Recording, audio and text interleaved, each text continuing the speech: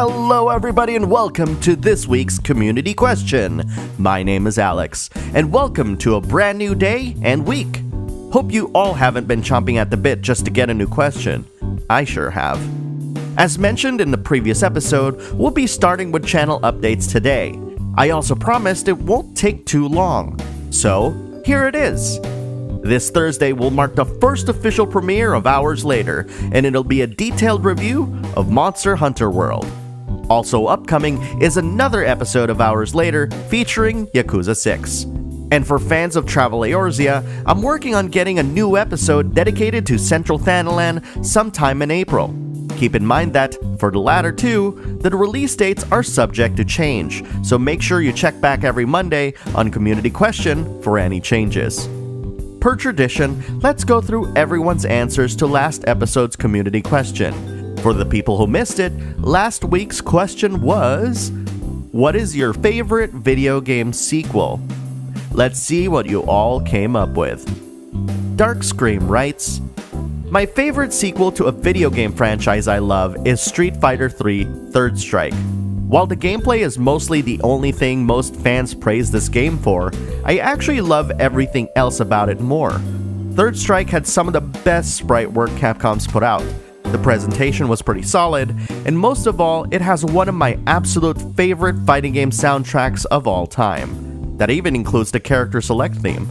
Plus, it was one of my go-to games I would play with my buddies in college. Street Fighter III as a whole had fantastic animations and a really hardcore skill-based set of mechanics that made casual fans shy away from this iteration. That said, plenty of players, including Darkscream, loved the high level of challenge it provided, and it created some of the most memorable events in EVO history because of it. It's interesting to look at this game now and the huge amount of nostalgia the FGC has over this game. Historically, the fighting game genre died due to the lack of interest in fighting games shortly after this game's home release. But I don't think it's solely Third Strike's fault. Capcom did release a ton of fighting games during that era. Great choice. BioPhoenix writes, I will just name one, being Link to the Past. It's an amazing improvement from what we had before, with some new concepts that were really awesome with the whole dark and light world. Even though I really like Zelda 2 The Adventures of Link a lot, this one was a return to form, and was executed almost perfectly to what made top-down Zeldas great. I missed the boat on Link to the Past, hopping onto another boat that led me to Final Fantasy IV, Mystic Quest, and Final Fantasy VI. Though I do know and wish that I had played Link to the Past when the zeitgeist erupted during the time, as the graphics, even to this day, still look incredible. How I'd love to play this on the Switch on the go. I did, however, play Zelda 2 The Adventures of Link, and I remember using my NES Advantage and creating the combo between the downward thrust into the forward thrust while jumping, which confused Darknuts. Ah, the good old days. TokenGeek writes, this is probably the most exciting question yet. Since I primarily have played Nintendo games in my life, I have actually not had too many encounters with sequels. I had to actually look into my own backlog to come up with this answer. I'd have to say BioShock 2 is my favorite sequel.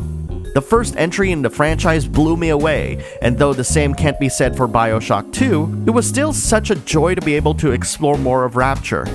It should go without saying that slamming enemies around as a Big Daddy was pretty awesome as well.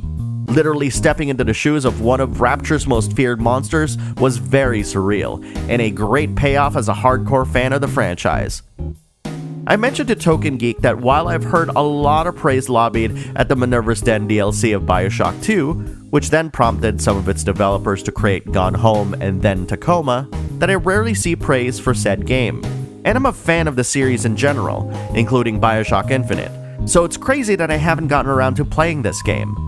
That said, have you ever had a virtual space that you played in a lot, but don't care to go back to? That's Rapture to me. I mean, I love the games of course, but something about Rapture, or maybe my time in it, that I just don't care partaking in again. Maybe it's because of its oppressive atmosphere, or maybe it's because it's underwater. Who knows? I do have it in my backlog if that counts. Boofu9 writes, there are so many ties when it comes to my favorite sequels. but I'll have to go with Sonic Adventure 2 Battle. This game not only got me into Sonic, but was one of my favorite games of all time, and even going back to it, I can still find tons of enjoyment out of it. It's been such a huge influence in my life from 2002 onwards, and despite the usually negative reputation 3D Sonic games, new and old, have, I stand by my belief that Sonic Adventure 2 still holds up overall. It isn't perfect in some areas, Rouge's levels spring to mind, but whenever I'm visiting my favorite levels or the Chow Garden, I'm reminded of the quiet evenings I used to spend at my grandparents' house playing away on my GameCube from the comfort of the futon, either with my cousins spectating or my brother writing stories on the computer next to me. I have really fond moments of Sonic Adventure 2, from outrunning a semi in the streets of San Francisco to outrunning a whale on the docks in that first area. The game's set pieces were delightful. Sadly, however, I have no memory of everything else. Keep in mind that I'm going off of a memory from a game I first played almost 2 decades ago. Still, I do feel that there were parts of Sonic Adventure 2 that were pretty solid. And while the Sonic team hasn't captured the magic of the 2D Sonic games consistently over the years, I'll be with Bufudyne when we look back at this era where the series started spreading its wings across the other consoles. That's also really cool that this game was a family event for you too. Great story. Shortstack Zero writes, Dead Space 2 was such an amazing sequel. In a game market that seems to be abandoning survival horror and tense atmospheres, this was an amazing masterpiece and a descent into the protagonist's madness. Between the suspense-filled levels, spooky music, and heart-pumping action of strategic dismemberment, there is no other series like the Dead Space games. Just ignore that last train wreck because whew, yeah. And lastly, anyone who has played the games, stomping a corpse has never been so satisfying. To everyone who played and taken a chance on Dead Space 2, you'll know what Shortstack Zero talks about is true. In fact, for the exception of the last Dead Space game, the series enjoyed a really healthy following. Unfortunately, its developers, Visceral Games, were closed down last year. Even more shocking is the revelation of how much Dead Space 2 actually sold during its time after the studio closed. It wasn't Dead Space 2's fault, as the development cost was apparently $47 million, with a marketing budget that matched that. We're talking about a $94 million game here, with marketing included. No wonder that, even with 4 million copies sold, that they couldn't recoup the costs. Oh, EA, you're so bad at this. Terry309 writes, Almost all my favorite games tend to be sequels, so this question is pretty easy for me. Valkyrie Profile 2 Silmeria is not only my favorite sequel, but it is my favorite game of all time. Valkyrie Profile 2 became a more linear yet traditional RPG, which was great because not only did it keep the player on the right path, but the story actually revolves around the main cast of characters and actually ties in directly to the plot as opposed to the first game, which just threw in random short stories about characters completely unrelated to the plot. The biggest reason why it's my favorite, however, is the ambiance. Valkyrie Profile 2 is what I'd like to call a work of art in motion. I consider it to be the journey of JRPGs in the sense that the visuals and the music are just sublime. Even the combat is flashy and is a treat for the eyes. Literally everything in this game is built to be a visual and audio spectacle. And this is before Odin Sphere and Journey were even released. And it still holds up very strong to this day. I love Terry309's nuanced responses, and if you're interested in reading more of his thoughts, I encourage you to check out his comment in last week's video. That said, Valkyrie Profile 2 seems like a solid entry to the series, with Valkyrie Profile Lenneth recently being announced on cell phones. Why? The series seems to be slowly coming back. Going off of memory, I do remember the series looking quite amazing, with great sprite work and animations. I wouldn't mind going back to these games at all. Their translation to this generation just needs to be handled with care. I do remember speaking with Terry about the original Valkyrie Profile and how non-linear it was, and I recall that the game was broken down into different stories, which I didn't like at the time. Maybe I'd appreciate it more today. But man, I don't want to play it on a phone. Sagasite writes, Considering Final Fantasy IV was my first Final Fantasy, its quote-unquote sequel in the US, Final Fantasy VI, has got to be definitely the first thing that came to my mind when it comes to best sequel. 6 was an improvement in every single area. Graphics, overworld zones, combat scenes were vastly improved. The soundtrack is much better on its own, and the gameplay was expanded and improved. Esper systems, multiple party members, optional quests galore. It was just a package of incredible proportions. To this day, one of the jewels in the crown of the SNES.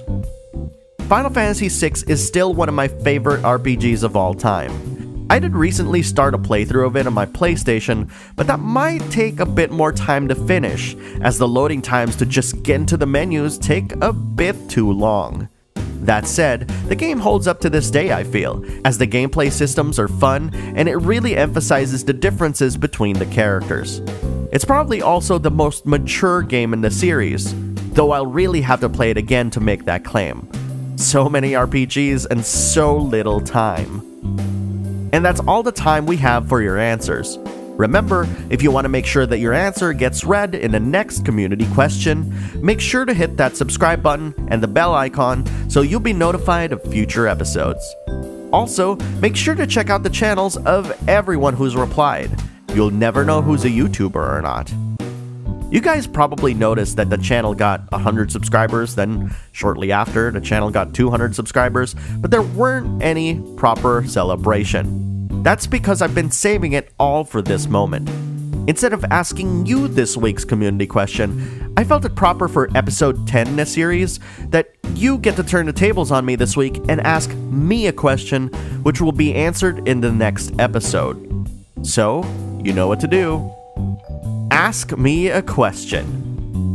While you ponder what to ask, I just want to thank each and every one of my subscribers and to the people who are joining us for the first time for watching my videos. It means a lot to me that there's so many of you that want to hear what I have to say. And since I'm going to be focusing a lot on RPGs and co-op games in the future, I hope you all enjoy the videos that are still to come.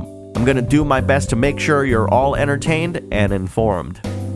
Have you figured out what to ask? Post your reply in the comments below.